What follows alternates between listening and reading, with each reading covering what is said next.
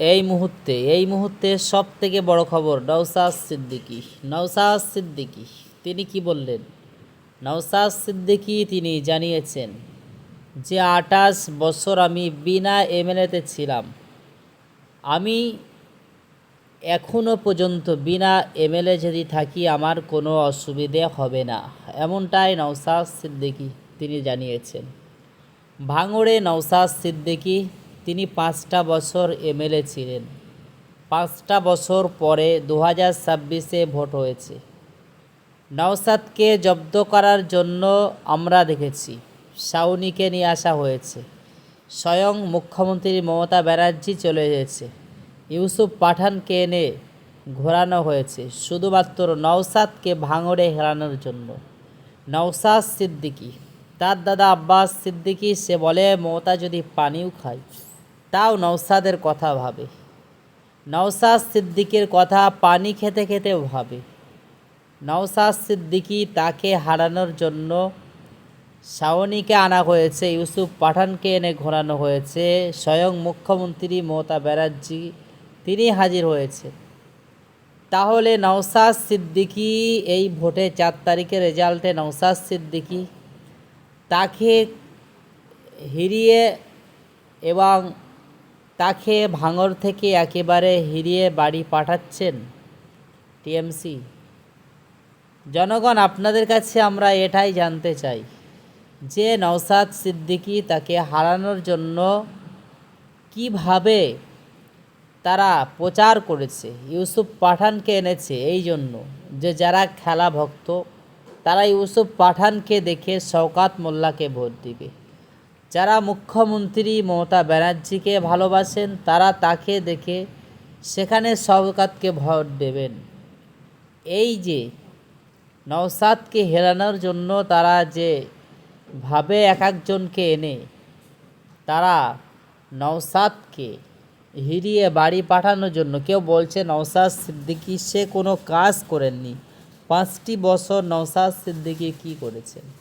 তাহলে নওশাদ সিদ্দিকী তাকে ভাঙড়ের মানুষ ভোট দেননি। নওশাদ এবারে এমএলএ থাকছেন না। নওশাদ তো সব জানিয়ে দিয়েছেন ২৮টা বছর আমি বিনা এমএলএতে ছিলাম, এখনও যদি আমি বিনা এমএলএতে থাকি তাহলে আমার কোনো অসুবিধে হবে না, নওশাদ সিদ্দিকী। কিন্তু ভোটের দিন নওশাদ সিদ্দিকী ভাঙড়ে পা রেখে কী কথা বলেছিলেন?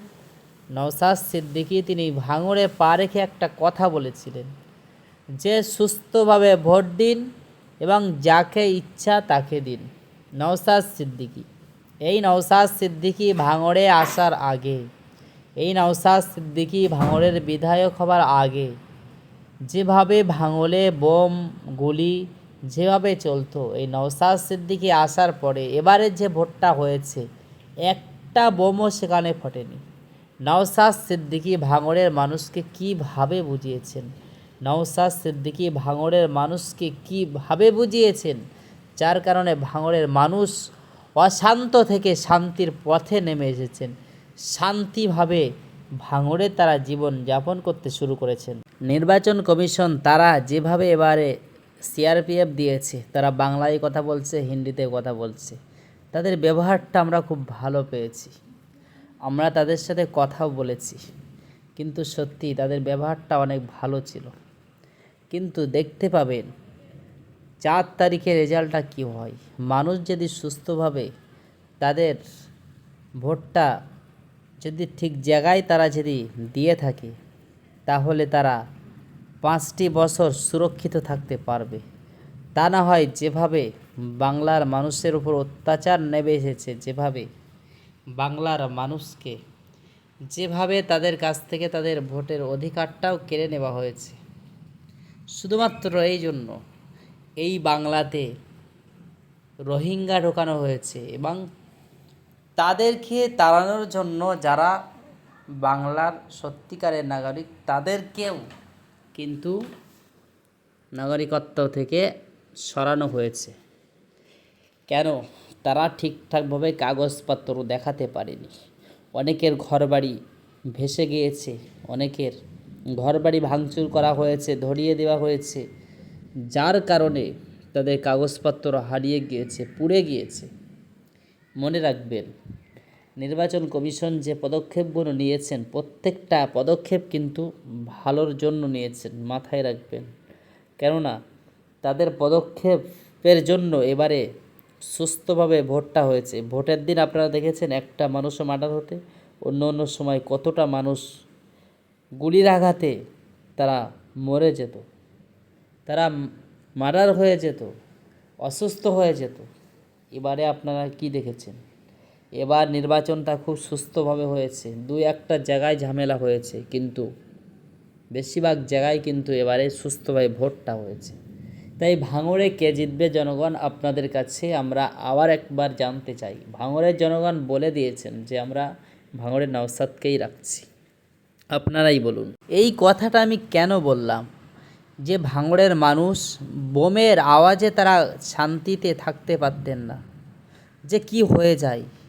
আর নওশাদ সিদ্দিকী আসার পর থেকে তারা শান্তিতে একটু ঘুমোতে পারছেন। এবার 2026-এ ভাঙড়ের মানুষ তারা আতঙ্ক থেকে মুক্ত, তারা ভয় থেকে মুক্ত, তারা নির্ভয়ে তারা ভোটটা দিয়েছেন শুধুমাত্র নওশাদ সিদ্দিকী তিনি ভাঙড়ে এসেছিলেন বলে। নওশাদ সিদ্দিকী ভাঙড়ের মানুষকে চোখ দেখিয়ে দিয়েছেন, চোখ ফুটিয়ে দিয়েছেন। এই নওশাদ সিদ্দিকী তাকে হারানোর জন্য যেভাবে উঠে পড়ে লেগেছে, কিন্তু 4 তারিখে নওশাদ সিদ্দিকী কত ভোটে লিড দেবেন সেটা মানুষ দেখতে পাবে। কিন্তু শওকত মোল্লা তিনি আশাবাদী যে ভাঙড়ে তিনি জিতবেন। জানি না যে কতটা নওশাদ সিদ্দিকী শওকত মোল্লার কাছে হেরে যাবেন, এটা আমরা জানি না। কিন্তু ভাঙড়ের জনগণ বলছে, ভাঙড়ের মানুষ বলছে যে নওশাদকে পেয়ে আমরা খুশি, আমরা নওশাদকে আবার ভোট দিয়েছি, আমরা নওশাদকে 2026 থেকে শুরু করে আমরা আবার 5টি বছর নওশাদ সিদ্দিকীকে আমরা এমএলএ করে ভাঙড়ের মানুষ তারা বলছে নওশাদকে আমরা পার্লামেন্টে পাঠানোর জন্যই ভোটটা আবার দিয়েছি। নওশাদ সিদ্দিকীকে 5 বছর আমরা পার্লামেন্টে পাঠিয়েছি, আবার 5 বছর নওশাদকে আমরা পার্লামেন্টে পাঠাবো, ভাঙড়ের মানুষ তারা বলছে। তাহলে শওকত মোল্লা ক্যানিং থেকে তাকে তুলে আনা হয়েছিল শুধুমাত্র নওশাদকে হারানোর জন্য না? মনে করছো শওকত মোল্লার অনেক দাপট রয়েছে। আপনারা দেখেছেন পঞ্চায়েত ভোটে যেভাবে তারা ছাপ্পা করেছে, এবারে তারা সেটা করতে পেরেছে। নির্বাচন কমিশন তারা কড়া পদক্ষেপ নিয়েছেন। আপনারা দেখেছিলেন পঞ্চায়েত ভোটে আমাদের বাংলার পুলিশকে দেওয়া হয়েছিল, এবং যেগুলো সেন্ট্রাল গভর্নমেন্টের যে বিএসএফগুলো দেওয়া হয়েছিল তারা বাংলা ভাষা জানতো না, তাদেরকে ঠেলে দেওয়া হয়েছে, তাদেরকে বাইরে রাখা হয়েছে, হয়ে ভেতরে ছাপ্পা করা হয়েছে। কিন্তু এবারে দেখেছেন কোনো জায়গায় ছাপ্পা হতে?